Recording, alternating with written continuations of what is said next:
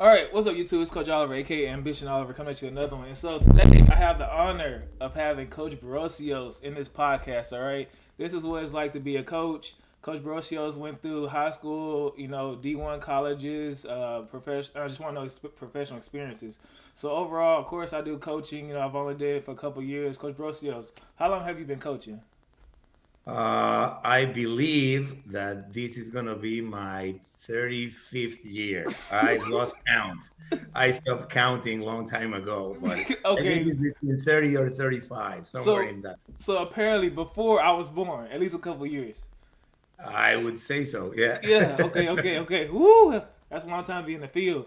Especially you have to love it then to be able to be doing it so long. So I know you've been through, like I said, high school, college, and overseas professional experiences. Uh, Tell me what that's like. Well, I mean, coaching is coaching, regardless of the level that you're working at. You still have to establish good rapport and good relationships with your players, whether they are 12-year-olds or 35-year-olds. The game, of course, evolves over time. Strategies are different. The approach to the game is different, especially with all the protocols we have now in place with Hmm. injuries and concussions, things of that nature. But at the end of the day, it's just a people's game. You have to interact with other people and make them have that same goal in mind and work together to accomplish your goal. So, yeah, different scenarios. You have a different set of issues with each age group that you coach. But at the end of the day, it comes down to like interpersonal relationships, I think. Got you. So culture and community is a big thing, correct? Yep. So would you say that like going to a certain school, like a Title I school, compared to an upper class school, would make a big difference in levels of personality? Like I guess how I'm saying is, let's say if you go to Highlands, maybe Yeah. Highlands wouldn't have like a skill thing. Maybe it'd be a mental thing where I'm really good, rather than somewhere lower income or a Title I school would be more of trying to get them to get the right equipment and what I'm saying, just overall, what do you think the morale is of that? Well, again, I mean, you have to tap on the strengths Mm. of the group of people you're working with. I've been exposed to situations similar to what you have described with programs that really have a lot of support, a lot of resources. And yeah, for a coach, that makes your life a little bit easier in regards to a lot of other factors that come into play, things that you have to deal with on a daily basis because they are so competitive. And a lot of, like, for instance, if you're coaching at a youth level, parents get too competitive as well. Yeah, So they yeah, are investing money in the program and they want to get their money's worth, meaning they want to see their kids excel, compete, be good at what they're doing. And if they consider they're not getting enough playing time, or they think that you should be playing that particular player in a different position, they'll make their opinion known to you very quickly. So you have to deal with all those personalities. On the other hand, when you have teams where resources are not that abundant, well, you need to wear a lot of other hats besides the head coach to make sure that you are trying your best to put the players and the team in the best possible position. So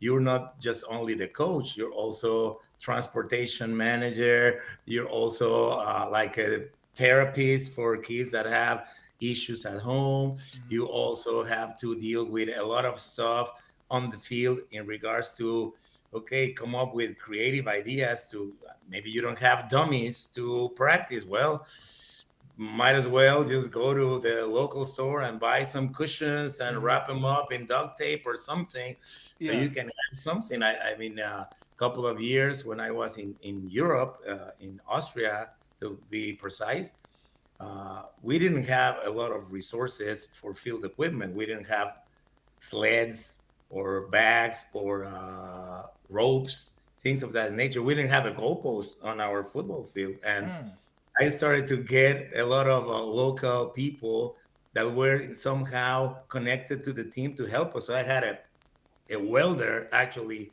did the first ever goalpost in Austria. Really? So we transported that thing from his shop through the streets of Innsbruck on top of a pickup truck to our field and just set it. Yeah. I built a lot of the beds of ropes for the agility drills. Hmm. We did one with PVC pipes, but the other one, the one we wanted it to be more permanent, we did it with actual pipes made of galvanized lead or whatever it was, Uh-huh. and we had bungee cords, and we could assemble it. So, and the players were so grateful for having those things. They will help to put it together and put it back in whenever we had to store it. We did also shoots for the line, same way. So you need to be creative, and I mean, there's no excuse. I know there's always reasons why programs might not be successful, but if you dwell on those things and you are always looking for something to say and justify why you're not showing any kind of improvement, I think you're in the wrong profession. I mean, you need to do the best you can. And yes, things may not go your way all the time. And I understand that there's other programs that might have a leg up on you because they have been around for longer or they have more resources, they have more support, but you still have to compete. There's always 11 on 11 on the field. So try to make the best out of it, no matter what. So that's what I would say about this. Yeah. Yeah. So, what? So before I ask this question, all right, you want to give us a little background about yourself? Yeah, sure. Well, I was born and raised in Mexico City. I played football since I was 10 years old in Mexico. I went through all the youth programs. I played high school in Mexico. And then in 1988, one of my coaches my high school coach had moved to El Paso, and he was living there. He retired from football. He had a business importing and exporting goods from the States and Mexico. So one summer I visited him because I had also family in the same city in El Paso, and we went to a game between New Mexico State and the UTEP Miners, and Oh. all places right there he ran into a guy that he knew that was coaching at New Mexico State. So he was really nice to us, and he said, well, I have a besides him, I have other players that I coach in Mexico that are eager to at least give it a shot and come here and try to play college football. So we're not asking for anything. If you could just give us a chance to maybe look around your campus, Hmm. a tryout, something, we could give you film and we'll see what happens. So one thing led to another. I ended up staying and I played my college years at New Mexico State. Mm. From 88 through 92, I was running back and special teams player there. And I was not really intending to get into coaching.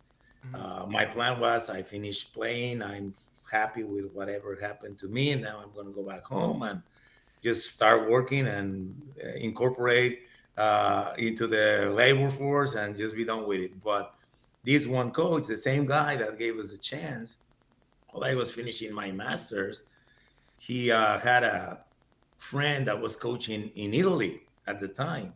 Hmm. So he contacted him to ask if he knew of anybody interested in perhaps playing, extending their football career at that semi-professional level in Europe. So he asked me, and I thought it was kind of like weird because, to be quite honest, I didn't know they played football in Europe at that time. Yeah. But I had been in those shoes before. When I got to New Mexico State, nobody knew we played football in Mexico. They thought I was the kicker or somewhat like that. Yeah. So like, well, it looked like a long shot to me, but I said, well, it sounds like a good idea. So yeah, just tell him that if the opportunity is there, I would be happy to take it. The next thing I know, he calls me, and a month later, I'm on a plane to Milan, Italy, and I spent the next 10 years of my life the first two playing, and then the next eight coaching Yeah. in Europe in different places. And I got to experience also NFL Europe while I was in Barcelona. And it was great. So after that 10-year stint, came back to the American continent, and I had my first share of coaching experiences already. So I got into coaching. I coached in Mexico for 4 years at the collegiate level, Division One in Mexico, in Monterrey and in Toluca. And then I came back to the US in '05, and I've been in Texas since then. I coach in different places, SMU, UT Permian Basin, Texas College, and lately, after a long journey, due to family situations and reasons, the instability of college and professional football is apparent. You never know where you're going to end up and Hmm. if you're going to Correct. have a job tomorrow. So Dallas was a place that my family and I enjoyed a lot, and I had been here for a long time. But like SMU was the longest tenure I had at any program. I was there for 8 years, so we established Dallas as our home. So after 4 years in Odessa with Permian Basin, which I really loved the experience, and it was fantastic to work with all those guys and the school.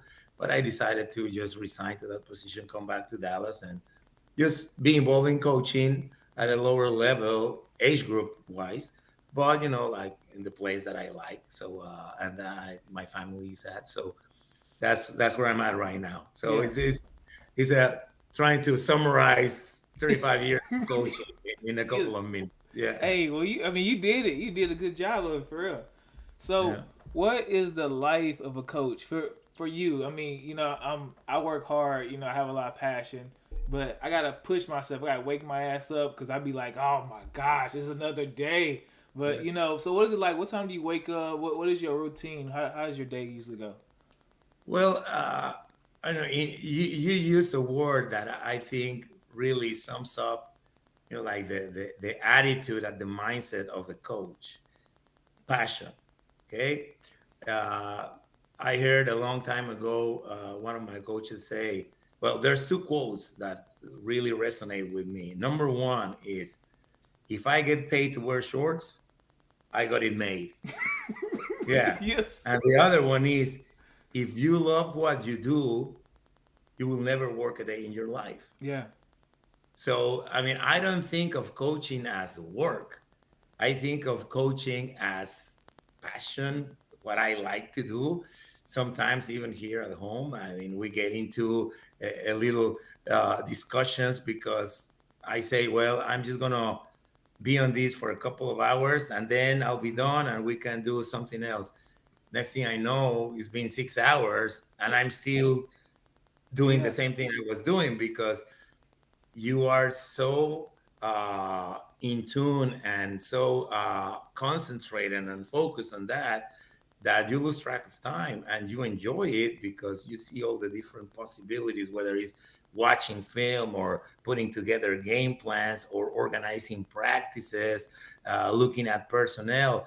There's a lot of aspects for coaching. So it does take a lot of time and preparation. That's one thing that a lot of people do not understand. Hmm. People think that being a coach is the easiest job in the world because the only thing you have to do is just show up on time and roll the ball and let the kids play. And it is what it is. But if things don't go right, everybody starts to point fingers and everyone is upset because what are they doing? These coaches don't know anything about the sport. I mean, how it come they're not doing this, that, or the other? Well, I mean, you have to prepare probably 5 times as much Hmm. before you play the game as what it takes to play the game Hmm. because you have to put your players in the best possible position. But in order to do so, you need to know the strengths and weaknesses of your own guys. You're not only playing against the opponent, you also have to take into consideration what your guys can do. Yeah. It's not about what you know, it's about what your players can assimilate and can execute. And you might have the most uh, complicated and sophisticated, well thought out plan. but if they can execute it, it doesn't matter. So you can come up with great plans and you have a selection of plays, but once you start to go through those things over the week, you start to eliminating, no, this doesn't work because Johnny maybe can't do this, or Timmy is not fast enough, or the Larry can't block that guy, or the matchup is not the right one. So out of the 50 options you had, you end up with two, Yeah. but you have to execute those two in a way that is efficient, that is productive, that can put you in a position to win. And that requires a lot of time thinking and planning. So you were talking about schedules. I mean, during the regular season, I mean, my schedule basically starts maybe at 3 in the morning, Hmm. because that's the time when I have peace and quiet. I don't have constant interruptions because, at work, there's always something. I mean, at the high school level, we have to teach, we have conferences with students, with parents, things to do. So sometimes it's difficult to maintain, like, remember your train of thought. I was onto something, but then I have to take this phone call, I have to do this. And then when you go back, it's like, well, I forgot. So that time from 3 in the morning to like 5:30, when I get ready to go to work, is the perfect time to kind of like devise all those things. Hmm. Then you all day long you're at school. Right now at the high school level, you go to your athletic period, you have maybe meetings with your players, you implement those things on the board, you show them film. So when we get on the field, we can go a little bit faster, even though you still have to explain some things. It's not the same as starting from scratch. Finish practice, and at the end of practice, okay, you watch the practice film, try to see what worked, what didn't work.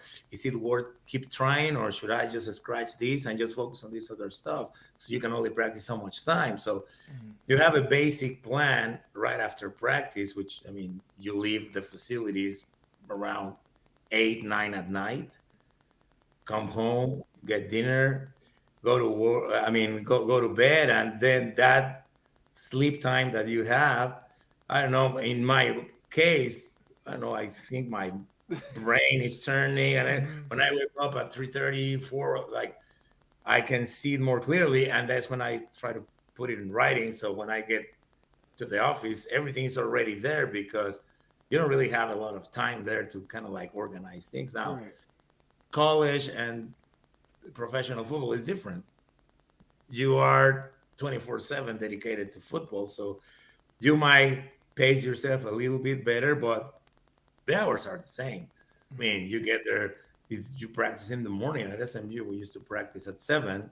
So you get to the office by 5:30 to make Yeah. sure that everything is correct. Finish practice by 9. You have your meetings. You finish meetings, watching film by noon. You get lunch, and then all afternoon you're planning for next morning. Then you have meetings with the players at night, starting at 4.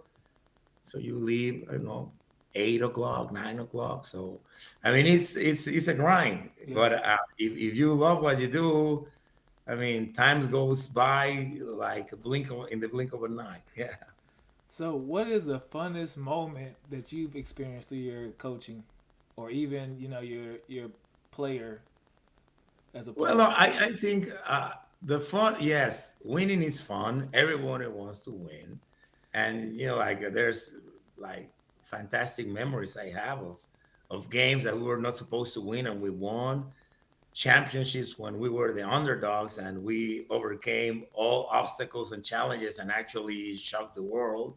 Hmm. So it's really fun. But I think for a coach, the fun part for me, or what is more rewarding, is just seeing those kids Hmm. evolve. And all of a sudden, the one kid that couldn't catch a football to save his life, he's making the catches. Hmm. Something clicked. Now he understands. So seeing that progress and the way kids develop is what's fun. And then rewarding moments also are, I mean, maybe those players you have at the time, I mean, they're young. Sometimes they don't really understand what you're saying, or where you're coming from, or what are you trying to get at. Hmm. But later on in life, you run into them or they contact you, you keep that relationship, and something in their minds click and like, hey, coach, I want to thank you because at the time I didn't really know what was happening. Sometimes I resented you because you were too harsh or you were too strict with me, but those lessons have helped me in life. And now I'm in this position that is totally outside of sports. Yeah. Doctors, Yeah. engineers, whatever, businessmen. And it's like those life lessons are helping me actually do a good job at what I do. And I'm so grateful and thankful for what you did. And I mean, you might have done that, like you knew what you were trying to do, but the effect that it has over the years is such a great feeling to hear it from someone that you knew that you had that connection with. Yeah. Yeah. So what? I'm sorry. So I understand you've been through all this stuff, right? So what is your future looking like? What do you want to do? What's the plan overall? Well, I mean, to be quite honest, I'm not the kind of person that is planning too far ahead of time. Hmm. I joke around, say like, "Oh, I don't even know what I'm gonna do tomorrow."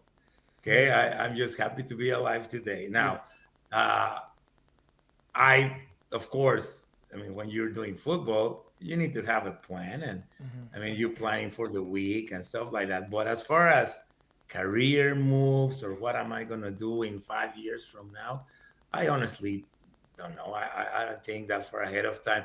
One of the things that I always tell younger coaches that get into the profession is that the worst thing you could do, and a lot of people may disagree with me, but that's just the way I have conducted my career. And I think it has paid dividends to me because I have a lot of friends and a lot of people that are very loyal to me and that I can count on. And then they know that I'm never going to turn my back on them because I'm a straight shooter that way, which Hmm. doesn't happen in football in a lot of ways because younger coaches, yes, their ambition and Hmm. their eagerness to climb the ladder of coaching and get into all those fantastic position in Power Five schools and the big money and the glitz and glamour, they never actually do a good job wherever they are because as soon as they get the one position they are into right now,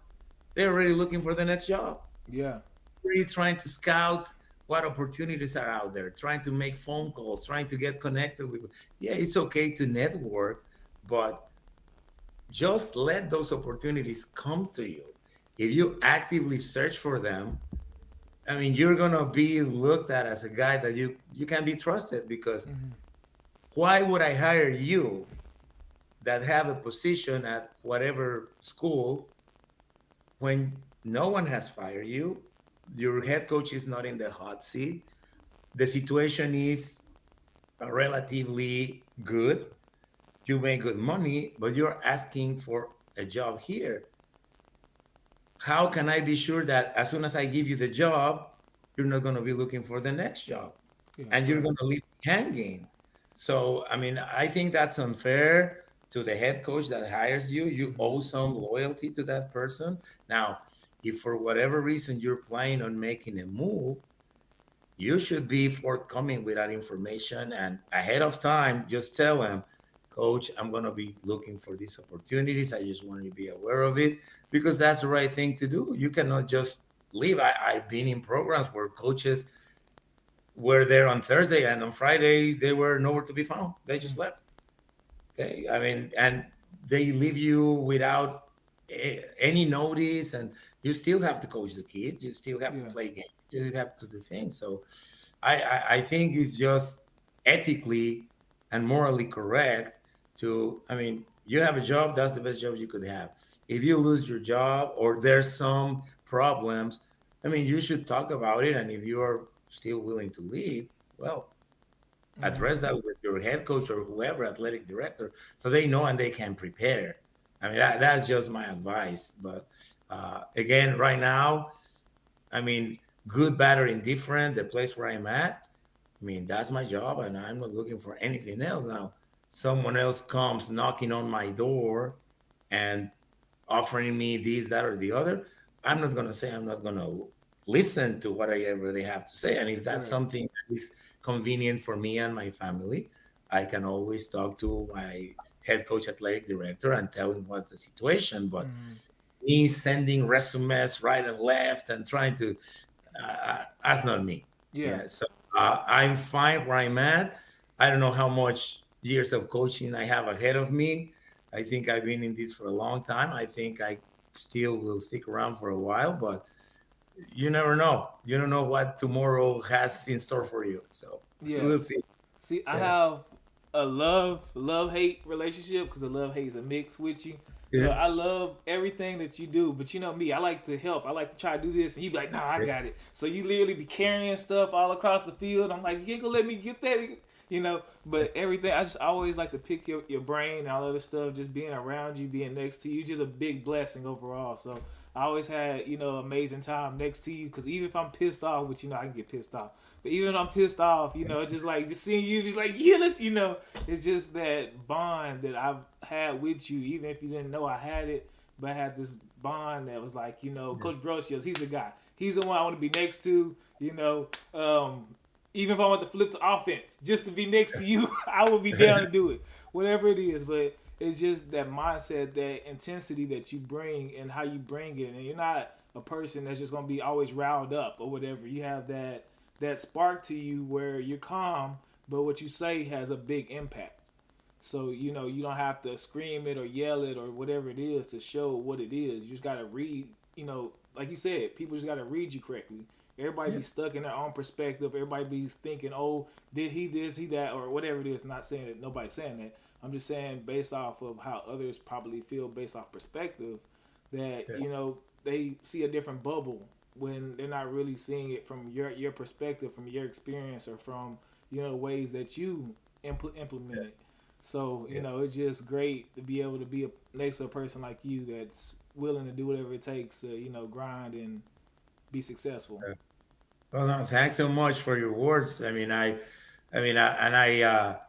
understand where you're coming from. Like as you grow in the profession and you get older, your perspective starts to change. I mean, I see the way you conduct yourself with the kids, and it's just I see myself back when I was your age. I was really passionate. I was in some cases I was too radical in my decisions. Like everything was either black or white. It's this or that, and that's it. There's no gray in between. So over the years, you start to appreciate that there's some nuances there. Yes, you are not gonna ever compromise, or discipline is something that is non-negotiable. Mm-hmm. Okay, it is what it is, but you need to understand some circumstances. You need to try to find that thing that makes that particular kid get going, push the correct buttons to get them to make everything they can to help the team. And yes, there's a lot of situations, but over the years, I guess people, put it simply, like you mellow out a little bit. You start to be more patient. You start to be more understanding, as opposed to when you're younger, you have that fire, and it's just like, oh no, this is gonna be the way it is. Yeah. Sometimes, you get to know that people don't respond very well to that, and unfortunately, you get to experience those things the hard way, Yeah. because people just turn on you and like, but I'm just trying to help you, but they don't see it that way. Correct. So you need to basically kind of like, I wouldn't say sugarcoat it, but dress it in a way that uh, they feel that, like it's not that personal. Yeah. It's something for their own benefit, but you still have to address the issues. So yeah, and like I guess that only comes with experience and repetition and being Mm-hmm. exposed to different situations. Yeah. And if I can share those things with other people on the field, I don't have a problem. Again, as you were saying, sometimes I'm trying to help with this, that, and the other, but one of the things I learned over the years is that before you can lead, you got to serve. Yeah. So, I mean, it doesn't matter if you're the athletic director, the head coach, the principal. You need to get your hands dirty. If you don't lead by example, no one else is going to do it. So there's no job that is, like small enough. Mm. The picking up the cones, the putting the footballs in the trash can and locking the shed, the like putting together the sleds, cleaning the locker room, stuff like that. Hey, if we don't have the personnel, we're not like a division one or professional team that you have personnel for everything. Mm. You have equipment managers, you have janitors that clean up, you have field people that will make sure that everything is in place. I mean, here you have to get it done, and yeah, it takes longer and it requires some effort, but I mean, otherwise, if you don't get it done, things are going to look terrible. Then you're not going to find stuff and everything looks disorganized, and people are not going to be around. They don't want to be around something that looks like that. So I know that maybe younger coaches in some cases don't understand those things because they are just starting. Yeah. They were players, everything was done for them. They don't know who did it. It was done. Mm-hmm. So they assume someone is going to get done. But yeah, that someone is you. Yeah. You never saw your coaches picking up after you before Yeah. because you were just so focused on, I'm just going to put in my laundry and leave. Mm-hmm. You know what happens afterwards. You know, we stay there for like 4 or 5 hours later, planning practice, washing laundry, organizing lockers, cleaning the locker room, all those things. And you have to educate them that Yeah. way. Now, they start to see that there's other people doing it.